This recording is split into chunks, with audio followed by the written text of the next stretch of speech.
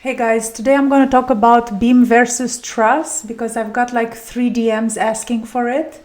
And after that, maybe next weekend or in 2 weekends, I'm going to cover a question that I got on the previous LinkedIn video regarding the wind pressure. So the beam versus truss, it's quite simple and straightforward. What you need to remember is that the truss is the simplest, let's say, possible group type, and that means it only takes compression or tension, so it cannot be bent. So the truss takes only compression and tension, while the beam takes bending also. Now, how do you do that in PLS-TOWER and why? First of all, if you have one bar that is not split, obviously the ones with blue, I think you already know this, these are the trusses, right?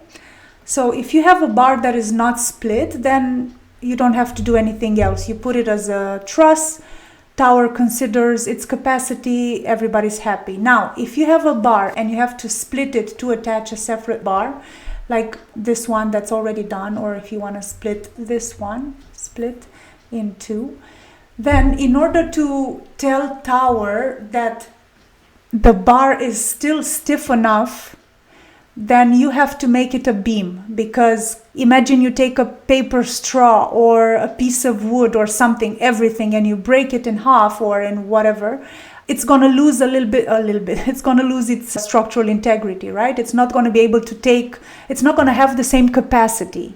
So when you have a steel member, let's say this is, I don't know, a 70 times 7, even if you do connect a different member to it, it does not mean that its capacity is less, right? That's not what it means. So in order for PLS-TOWER to understand that, hey, you can actually consider the full capacity of this bar, then you have to make it a beam, because a beam means more stiffness, a beam means more stability. And basically that's why all these main members, all the main legs and the top chord and the bottom chord, everything is green, aka a beam, right? And all the little ones that are not split, that's a truss.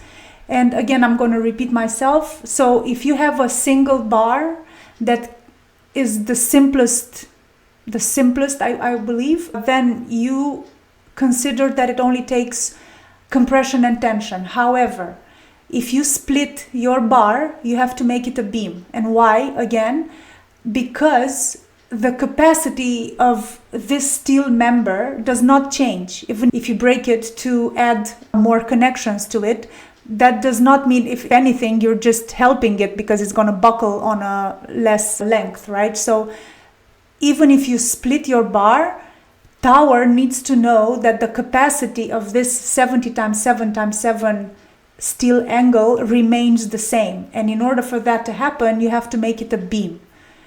And I think that's the simplest way to understand. Now, I have a mini example here to show you one of my beautiful drawings. So you may find, let's say you have a crossing diagonal that's like this. Okay. Beautiful drawing, as you can see, and you have here your leg.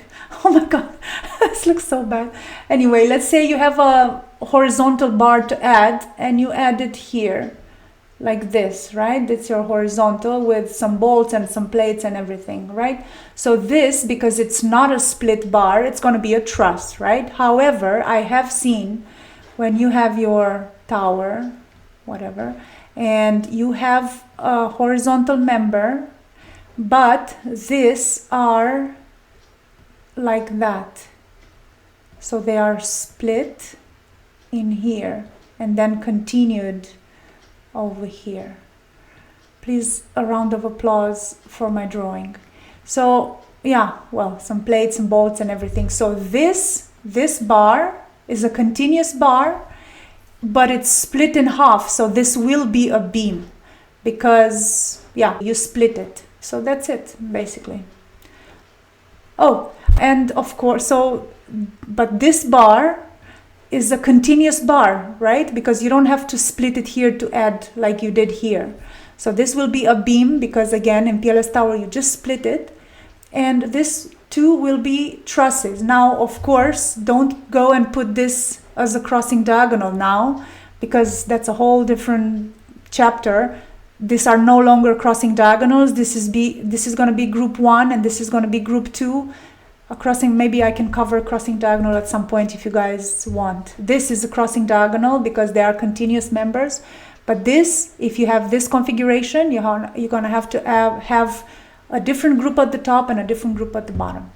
And that's all. Thank you very much.